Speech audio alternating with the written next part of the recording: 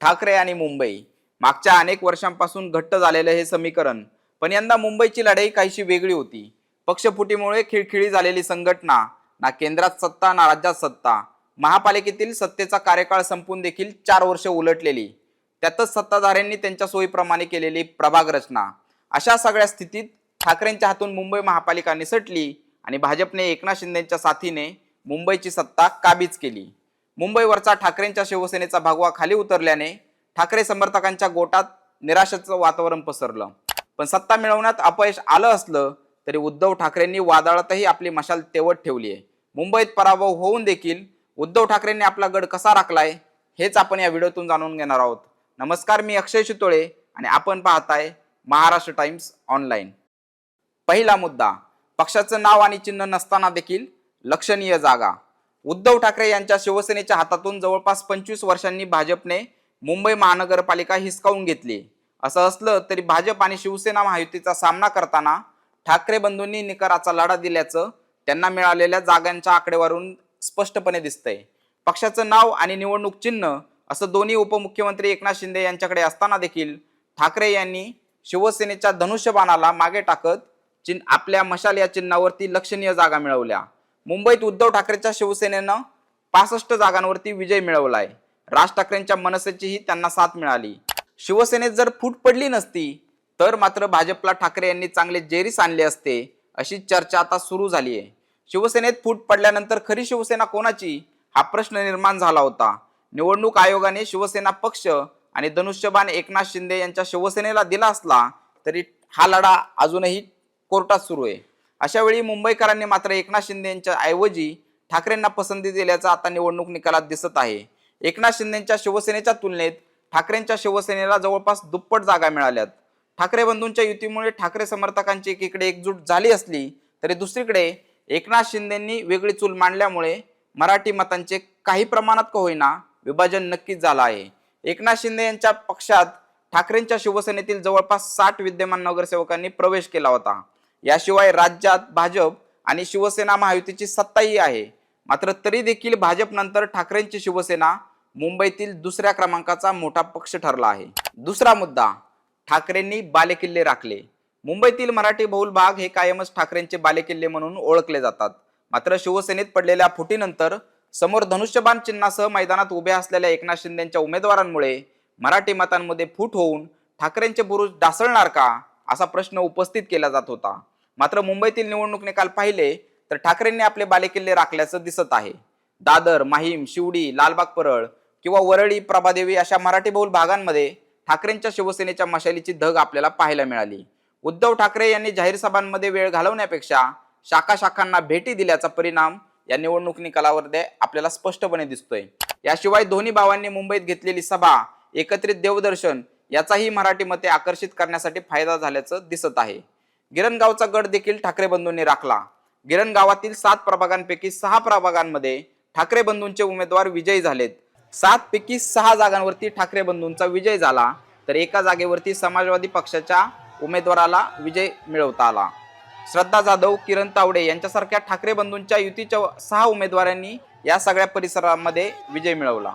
शिंदेची शिवसेना असेल किंवा भाजप, ठाकरेंनी लालबाग परळच्या आपल्या बालेकिल्ल्यात त्यांना शिरकाव देखील करून दिला नाही. तसंच शिंदेसोबत गेलेल्या अनेक मोठ्या चेहऱ्यांना देखील उद्धव ठाकरेंच्या शिलेदारांनी या निवडणुकीत पराभवाचा धक्का दिलाय. शिंदेसोबत गेलेल्या सदा सरवणकर यांचा ठाकरेंच्या शिवसेनेचे महेश सावंत यांनी विधानसभा निवडणुकीत पराभव केला. याच सरवणकरांना महापालिका निवडणुकीत देखील ठाकरेंनी दुहेरी धक्का दिलाय. सदा सरवणकर यांचा मुलगा समाधान सरवणकर आणि मुलगी प्रिया सरवणकर हे निवडणूक रिंगणात होते. या दोघांनाही ठाकरेंच्या शिलेदारांनी चितपट केलं. तर दुसरीकडे शिंदेच्या धनुष्यबाण चिन्हावर खासदार असलेल्या रवींद्र वायकरांना देखील ठाकरेंनी दणका दिला. वायकरांच्या कन्या दीप्ती वायकर यांचा देखील मशालच्या उमेदवाराने पराभव केलाय. तसंच शिंदेची साथ देणारे माजी खासदार राहुल शेवाळे यांना लोकसभेनंतर महापालिका निवडणुकीत देखील अपयशाचा सामना करावा लागला. राहुल शेवाळे यांच्या वहिनी वैशाली शेवाळे यांना काँग्रेस उमेदवाराकडून पराभवाचा धक्का सहन करावा लागला.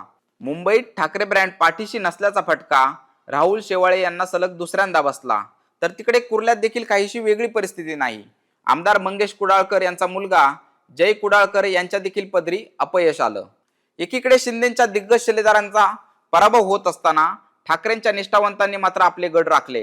ठाकरेंच्या शिवसेनेकडून तब्बल 4 माजी महापौर पुन्हा एकदा निवडणूक रिंगणात होते.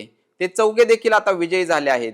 यंदाच्या महापालिका निवडणुकीसाठी झालेल्या प्रभाग आरक्षणात मिलिंद वैद्य यांचा प्रभाग आधी खुला प्रवर्ग होता आणि तो आता ओबीसी झाला. तर विशाखा राऊत यांचा आधी खुला प्रवर्ग असलेला प्रभाग आता ओबीसी महिला झाला.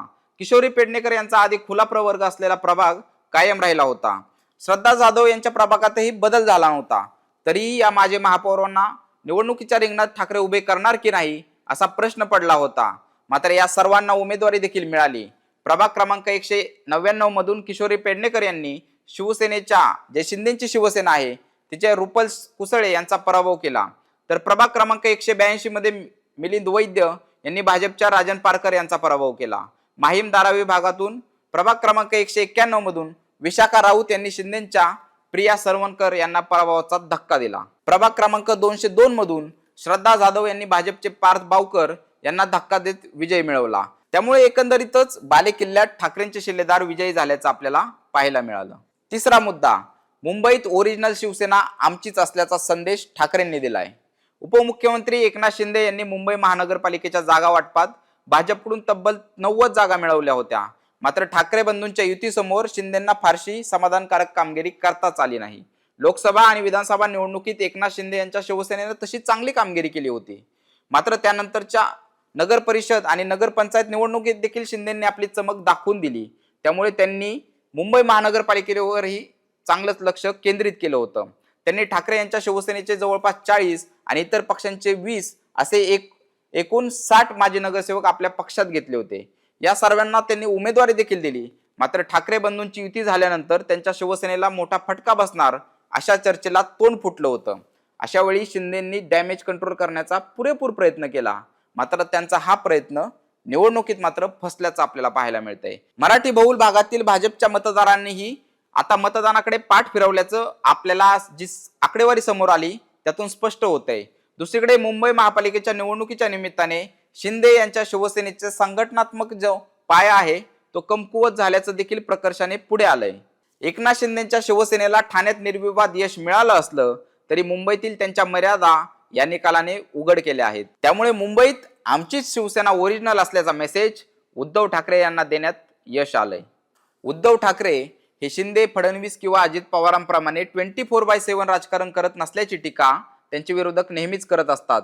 पण समोर सत्तेचं कितीही मोठं आव्हान असलं तरी त्या सत्तेच्या डोळ्यात डोळे घालून ते लढतात, हे मात्र आपल्याला मान्यच करावं लागेल. उद्धव ठाकरेंच्या निवडणुकीतील या कामगिरीबद्दल तुम्हाला काय वाटतं? कमेंट करून नक्की सांगा. आणि राज्यातील इतरही राजकीय घडामोडी जाणून घेण्यासाठी महाराष्ट्र टाइम्सचे YouTube चॅनल फॉलो करायला विसरू नका.